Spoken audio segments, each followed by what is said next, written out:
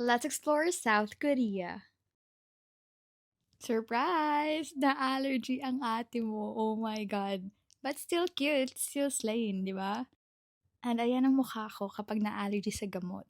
And ayan na siya, kinabukasan, slay na siya. Nawala na yung allergy. Thank you so much sa aking antihistamine. Grabe, muntik na naman ako ma-50-50, charot.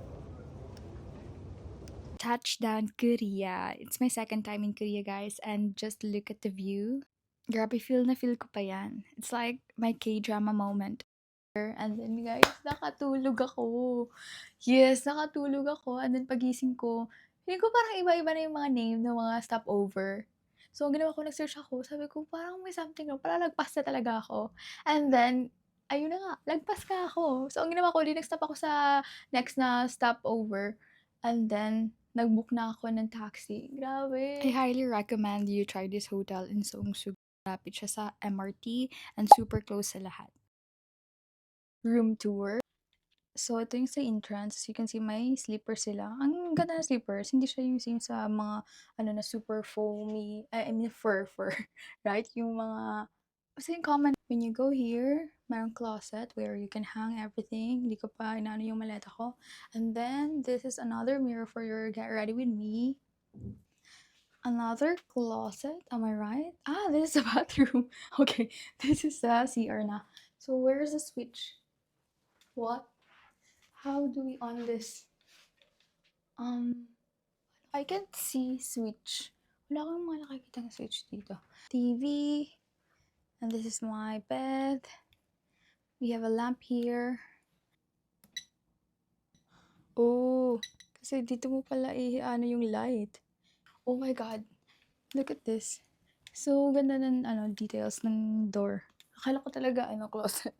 Ay na pala yung CR. So, this is the CR. They have a sink. Ayan. Very big mirror nila. I love it. And then the shower. So, they don't have bathtub. Perfect siya for one person. I mean, it's double room, so pwede two. Pero kung go for the double room. Ooh. Okay, this is the view.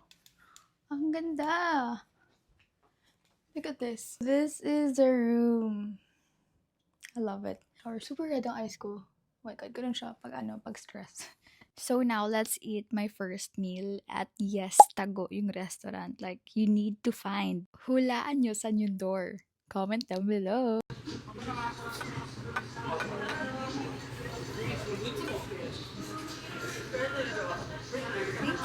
Thank you. I ordered umu rice and it's so good. Ito yung nakikita ko sa TikTok na inspired by Japanese food. Grabe, it's 10 out of 10. Kahit allergy ako sa egg. Super creamy ng egg, tapos yung rice, may meat siya, so hindi siya nakakaumay, and hindi siya kimchi. It looks kimchi pero iba siya. It's so good. So now let's check out the pop-up stores here in Seongsu and just look at the Gentle Monster. Grabe, slay na slay siya. And then I saw Miss Jenny Kim. Oh my God. Parang street niya to. Parang ito yung town niya kasi halos siya lahat yung ambassador. And then, grabe, ang bango. Ang bango sa tambourines. And look at this. Usok check. Right? Ang bango sa store. Kaya sabi ko, I need to get one. You know what? Ang ganda pala ng mga scents dito sa tambourines kasi unique silang lahat. Wala silang same sa mga luxury brands, hindi sila inspired.